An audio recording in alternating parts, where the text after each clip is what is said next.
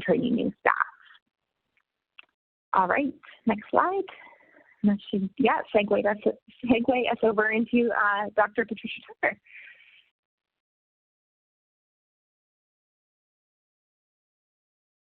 Thanks very much, Vanessa. So I see that there's lots of great questions and comments coming in on the text chat feature, so we're going to get to those after Dr. Tucker's presentation, and we'll hand it over to Dr. Tucker.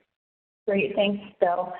Thanks, Vanessa. And I'm just going to try and wrap things up quickly by discussing briefly some post-secondary education considerations in light of the training that Vanessa just spoke about. We thought it might be fiscally responsible to capture ECE, the early childhood educators, before they actually leave their formal education. So that's what I'm going to spend the next few minutes talking about. The next slide, please, Bill.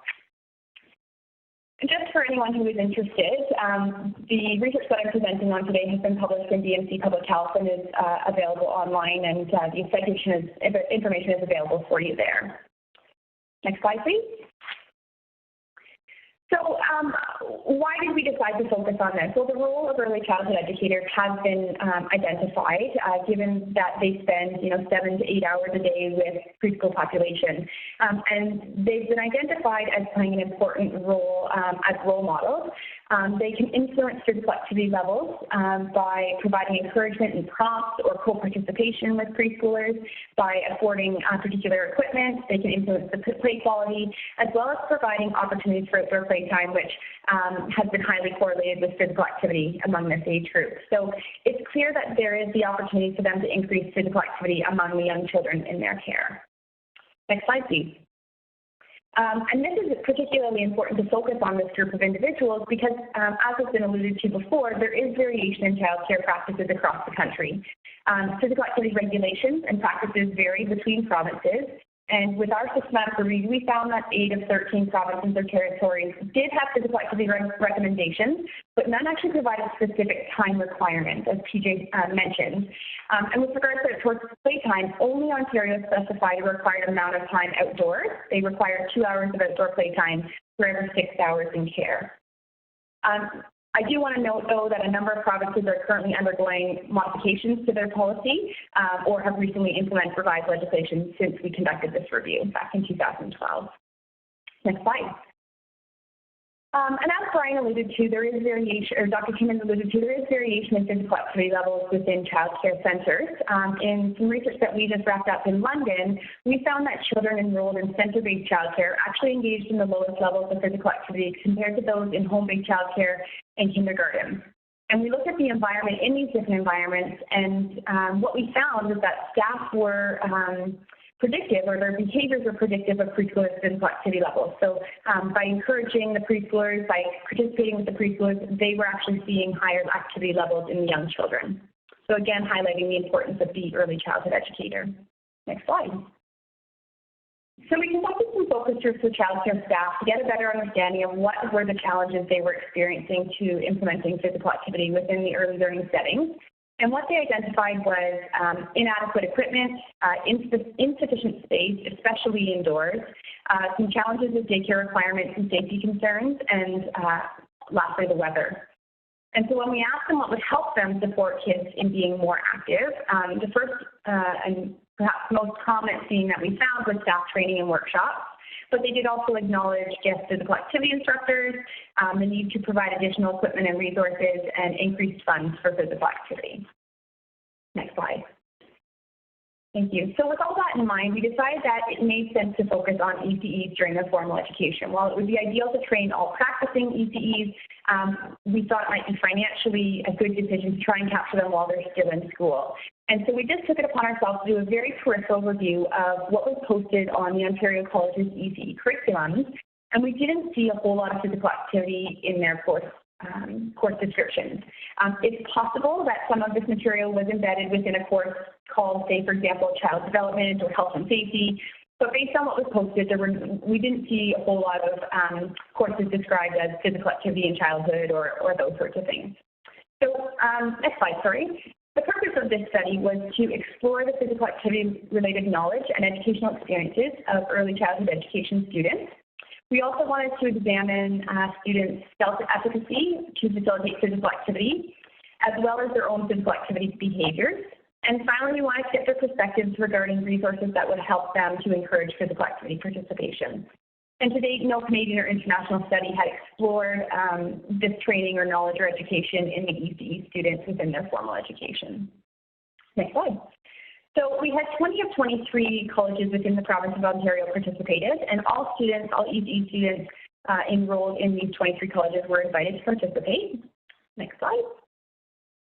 We created a 24-item survey specifically for this study. It was designed by experts in the field using a variety of different physical activity documents.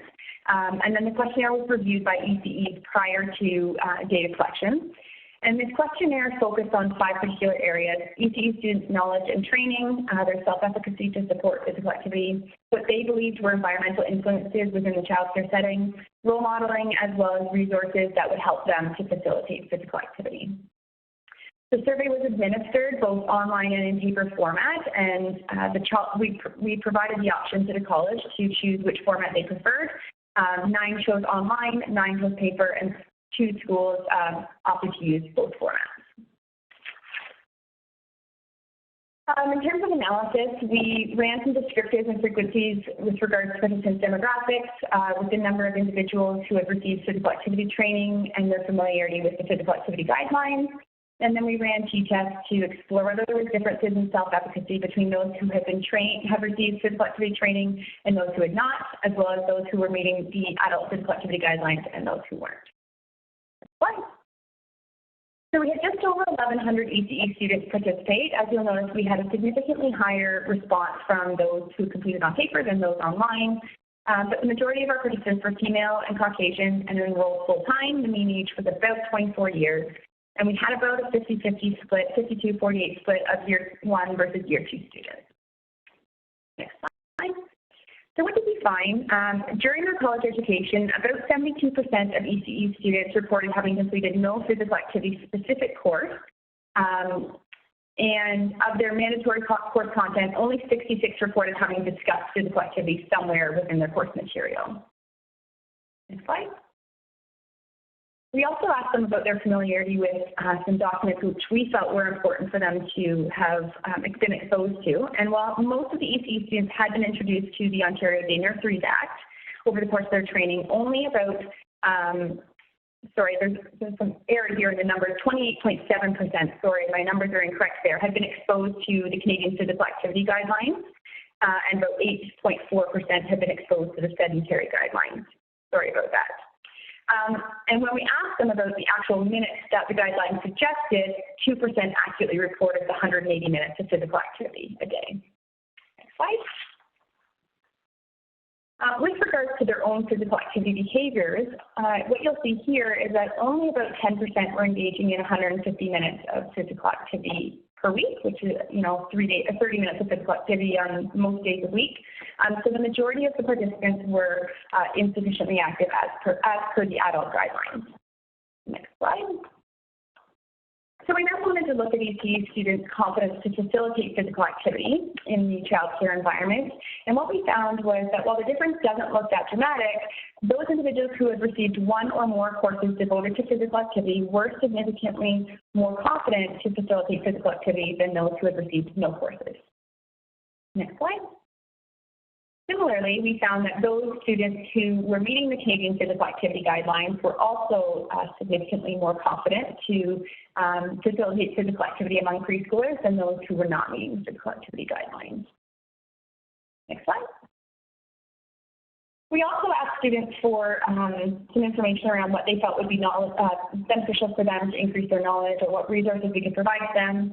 And here's just a few comments. I won't read them all in the interest of time, but one suggestion was instating a mandatory ECE course that focused solely on physical activity, and another was time built into courses for workshops. Next slide. With regards to resources, ECE students would benefit from ideas for age and developmentally appropriate games and activities, ideas for active opportunities in various weather climates, and finally workshops and professional development programs. Next slide.